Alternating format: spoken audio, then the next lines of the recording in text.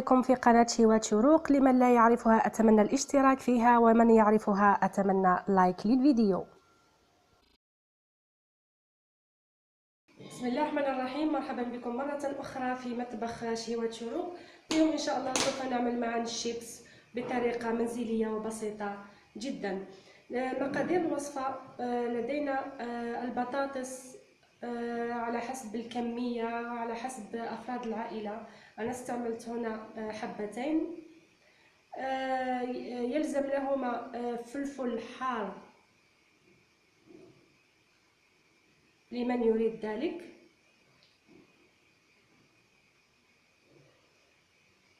فلفل حار لمن يريد، ومن لا يريد الحار يستعمل الفلفل الأحمر أو البابريكا، وأيضا الملح. نبدأ بالخطوة الأولى. نأتي بمبشر البطاطا هذا النوع، ونبدأ في البشر هكذا.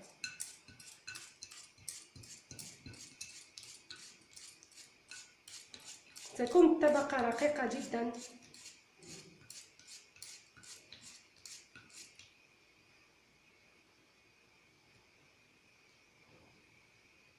هكذا تكون رقيقة، ونستمر في العملية كلها.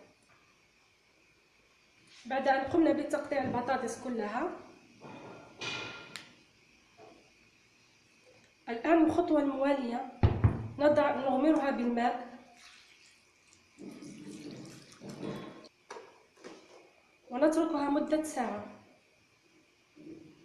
ونلتقي معكم إن شاء الله.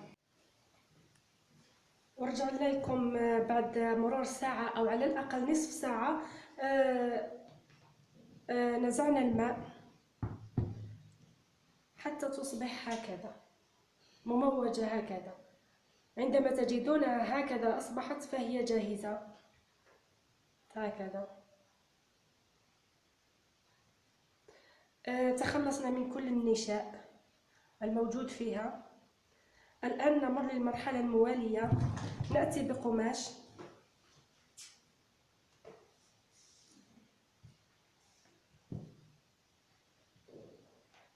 نضع فيه حبات البطاطس،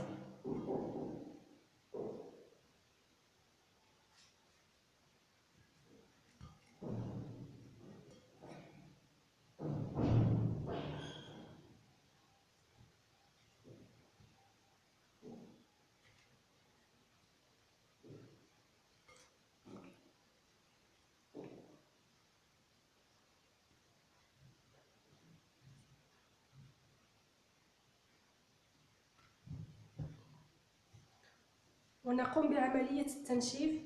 لابد أن تكون ولا قطرة ماء موجودة فيه. نقوم بهذه الطريقة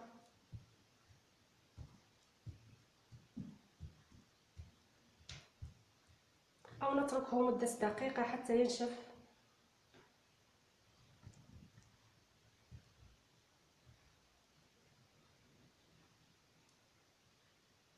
المهم يكون ناشف جدا، لا يوجد الماء فيه.